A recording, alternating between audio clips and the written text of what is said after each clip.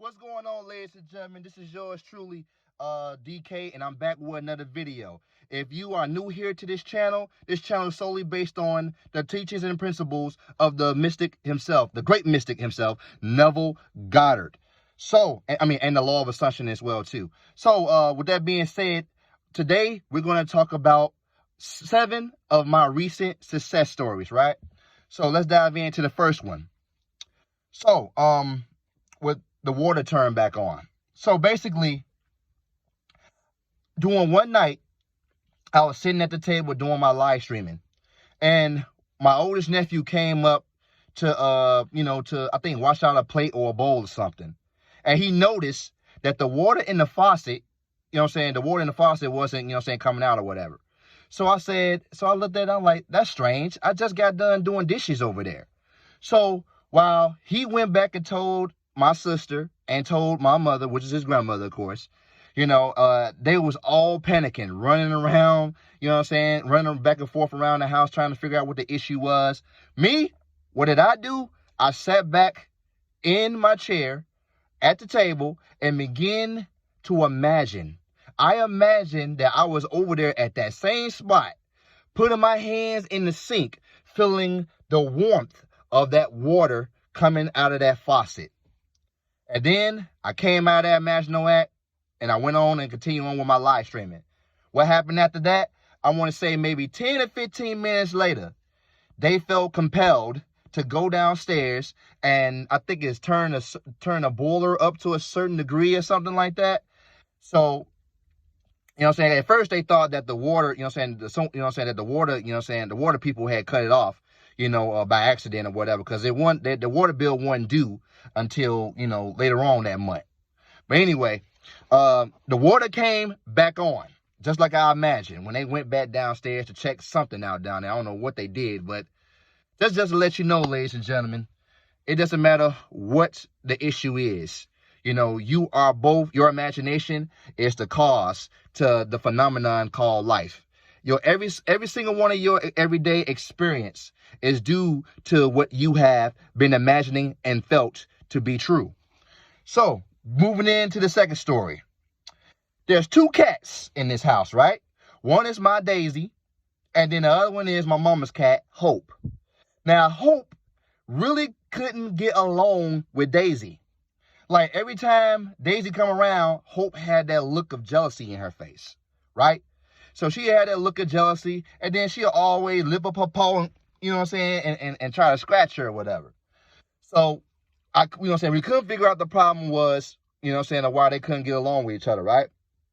So, again, I turned within myself and used my own wonderful human imagination.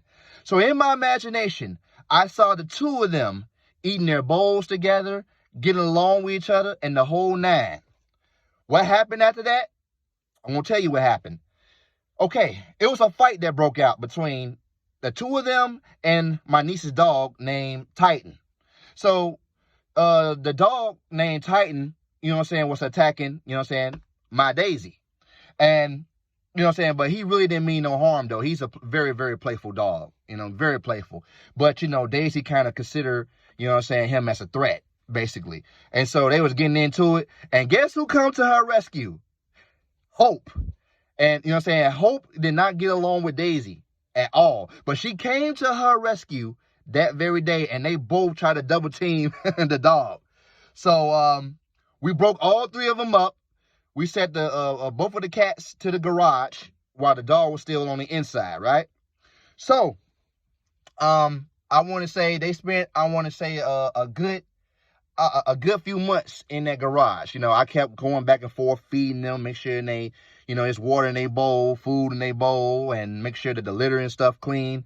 So, to my surprise, I came in there one day, and they was all around each other. They both was around getting along with each other. One of my nephews said that the box that we put down there for them to stay warm in that in our garage. Well, they actually both got in there and tried to keep each other warm. Like they was cuddling with each other.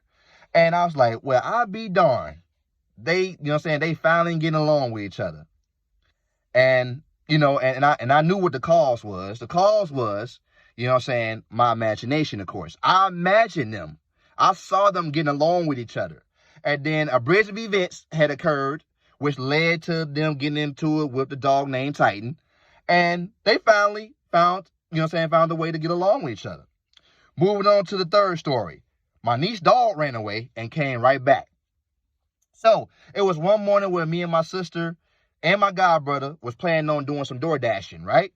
So the dog Titan, I had let the dog out to use the bathroom. He let you know when he got to go. So he's well trained enough to go out, do his business, and come right back on in. So I opened up the door and I let him out. He went from over here to over there to up there to down there, and boom. He took off and we didn't see him anymore. So everybody was worried about him. Me, what I do, I turn to within myself. I imagine seeing him back in the house, touching on him and everything in my imagination. What happened later on that day, as we was out getting ready to DoorDash or pick my godbrother up to DoorDash, my niece came outside on her own, and she ended up calling his name, and she ended up finding him. He came right back to her. So that lets you know, ladies and gentlemen, it don't matter what it is. Your own wonderful human imagination is capable of everything. Every single thing that you can imagine can happen for you in this physical realm that we're living in, called Earth. Now, moving on to the fourth story. My elbow jolted upward and turned on the switch automatically. So here's what happened with this one, right? One day I had to use the bathroom. And I already had imagined feeling my finger hit that switch. This little fan thing up there, towards the top, of the ceiling, where it, it spins around. It's supposed to eliminate odor, after you get done, while you're in the bathroom, taking care of your business or whatever. So I imagine feeling, I felt the experience of what it was like to hit that switch and turn it on, and let it get rid of the odor or whatever, right? So here's what happened. I ended up walking to the bathroom, closing the door, and then my back was against the wall like this, right? Out of nowhere, I kid you not, I can't make this up even if I wanted to. My right elbow, this elbow right here, jolted upward, right? And it hit that switch automatically. And this, and I was looking like, wow, would I be darned? I didn't even make no conscious effort to turn on the switch. My elbow moved off an impulse and turned the switch on, itself. That lets you know one thing, ladies and gentlemen. Not everything is done or, by willpower. Like, things can be done easily and effortlessly. Like, your body is forever obeying the commands of your mind. So what I did, I imagined turning on that switch, right? And so my body acted automatically and hit the switch, by using my elbow. That lets you know, whatever it is that you're imagining, your body or everything that's necessary to play its part will come and play their part. So what part that my body played in? My body got up out of that chair, went right on into the bathroom. That's all my body had to do. And then on top of that, when I had my back turned, my elbow jolted upward by itself. I did not make not one conscious effort to turn on that switch. My elbow jolted up by itself. So that lets you know how powerful our minds are, ladies and gentlemen. Moving on to the fifth story. I completed my 2 weeks pizza diet. Now, everybody that knows me knows that I am a pizza fanatic. I could eat that shit all day, every day if I really wanted to. That's how much I love it. So one day, my mother came to me and said, you really need to slow down on that pizza. It's bad for your cholesterol and stuff like that, These are only, my mother's assumptions when it comes to certain food, because I was born into a family that was taught and believed that certain foods are bad for you and stuff like that, right? But, according to the law of assumption as Neville and Neville's mentor, Abdullah, that doesn't necessarily have to be true for everyone, right? Me and pizza get along for many years. So I know for a fact, pizza can't harm me at all. So check this out. But I took that 2-week challenge of not eating no pizza, right? So what did I do? I simply imagined Me completing, you know what I'm saying, the day after completing my 2 week, you know what I'm saying, pizza diet, you know what I'm saying, no pizza eating diet, right? So I completed, so in my imagination, I hear my mom say like, wow, you know what I'm saying? You did it. I didn't think you was going to make it, but you did it. You know what I'm saying? I'm very proud of you. That's what you know what I'm saying? That's the inner conversation that I carried on inside my head here. So what happened? I went on, did the 2 weeks, completed it, and I didn't feel not one single urge at all. You know what I'm saying? And like, I did that to prove a point, ladies and gentlemen. It don't matter what your addictions are. You know what I'm saying? Your addictions are not a master of you. You are a master of your addictions. Pizza don't own me. I own pizza. You know what I'm saying? Basically, it's what I was trying, the point that I just, you know, that I made to my, you know what I'm saying, my mother and everybody in the household. All right, moving along to story number 5. I mean, it's number 6. I was able to go see my friend perform at a live wrestling event. So I got this friend of mine, right? Well, 2 friends of mine that's into professional wrestling. And I'm a diehard wrestling fan myself, right? So here's what happened. I kid you not. So last year sometime, I got invited to go, you know what I'm saying, I got invited to go see one of my friends, you know what I'm saying, wrestle and perform. But at the time, I was in a so-called situation that didn't allow me, you know what I'm saying, to be there at that live event. But however, this time, you know what I'm saying, but this time was different. So what happened was, I made up my mind and I made a decision, a conscious decision, that this time I'm going to be there at that event to see my friend perform in that ring, live and in color. So in my imagination, I simply imagine seeing my friend in that ring, hearing the roar of the crowd, you know what I'm saying, clapping, cheering her on and stuff like that in my imagination, you know what I'm saying, and I made it as vividly real as possible, right? So what happened was, I ended up doing a little bit of door dashing with my sister, came up with the amount for the ticket to go see her wrestle. And on top of that, my friend named John, you know what I'm saying, he doesn't stay too far from where I'm at right now. You see, last year sometime, me and John was far away from each other. But that one little imaginal act, you know what I'm saying, and a bridge of incidents, as Neville called it, or bridge of events, you know what I'm saying, had happened, and it led me to move over here, you know what I'm saying, with my mother and my sister temporarily. And I had just found out at the time that my friend John is right down the street around the corner from where I'm at right now. So so that made me close by to him. So he was easily able to pick me up and take me to the event to go see him and my other friend that wrestles. So, you know what I'm saying, I was able to come up with the money for the ticket, right, to go see her wrestle. And then he was able to come pick me up, you know what I'm saying? I was able to give him a little bit of gas money for, picking me up and dropping me off, of course. I went to the wrestling event, ladies and gentlemen, and it is just like how I experienced it in my imagination. I heard the roar of the crowd. I saw both of my friends out there, you know what I'm saying, wrestling, and they was doing their thing. They truly enjoy, you know what I'm saying, what they do. And I'm very proud of them doing so. And you know what I'm saying, it happened. It happened. See, it all starts off with a decision. You decide what it is that you want to be, do, and have. And after you do that, you then construct a scene that implies its fulfillment. You know what I'm saying? So at that point, I decided I was going to be there at my friend's wrestling event, right? I made a conscious decision right then and there. The next thing you know, what happened?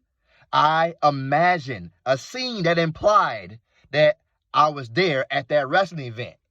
And so I told you what I imagined, and then it came to pass. On to the next story. Okay, story number 7. This is the final story for right now. I revised the popcorn situation. So, just yesterday, right, my sister and my mother, you know what I'm saying, was at one of my nephews, you know what I'm saying, job place, right? And they wanted a specific, they wanted different types of popcorn. So my sister, you know what I'm saying, gave me a list of what, of what popcorn, what type of popcorn that her and my mom was getting, wanted to order. So I wrote everything down, went on up in there, and I did what they call a mistake. But once you get into the law of assumption, you now know that there's no such thing as accidents or mistakes. Everything is caused by an imaginal act. It's caused by your state of being. So that day, my state of being wasn't really, what I wanted, where I wanted it to be. And, I made a mistake. They wanted 2 popcorn bags filled up with different flavors, but I ended up getting 8 popcorn bags, right? So my sister had a fit, mother had a fit, and I was feeling real bad. So I asked myself, what should I do about this situation? Then a thought came to mind. Revise it. Use the art of revision that Neville taught. So what I did while I was in the back seat, I simply revised. In my imagination, I went right back into that store, played the scene all over again, except this time I walked out with 2 bags with different flavored popcorn that my mother and my sister wanted, right? So guess what happened? While they was in there, things worked out. They was able to get it situated and also was able to give my sister money back. So not only did my sister get her money back, but she got the flavored popcorn the different flavors of popcorn that both her and my mother wanted. You see, ladies and gentlemen, there is no limit to your own wonderful human imagination. There is no limit to it at all. All you got to do is imagine it. You imagine it and you move out the way and let your God self that lies within you, your God self, which is your imagination, same thing, and let, basically you get out of your own way. You decide what you want, you construct a scene or affirmations, or recite a certain phrase, whatever that works best for you. You do that, and then you just move on out the way and let God handle everything else. Our only job as a conscious creator is to decide what we want and to imagine and feel as though we already have it. Because, ladies and gentlemen, creation is finished. You told in the Bible that, God has already prepared a place for you. That means when you imagine something, whatever you can imagine already exists. That version of yourself being, doing, and having everything already exists, right? Already exists. And as a result of that, you know that all things are possible to you when you imagine. So that was my success stories, ladies and gentlemen. Thank y'all so much for tuning in. Thank you so much for hitting the like and subscribe button. I appreciate and love every single one of you. And also, I'm starting back with my coaching for this month. So if you need any type of guidance to get you into the state of the wish fulfilled or help you manifest anything that you want in your life right now, make sure you feel free, to go into that description and contact me as soon as possible. Till next time, may you all continue to have infinite blessings from this day moving forward. And I'll talk to y'all later.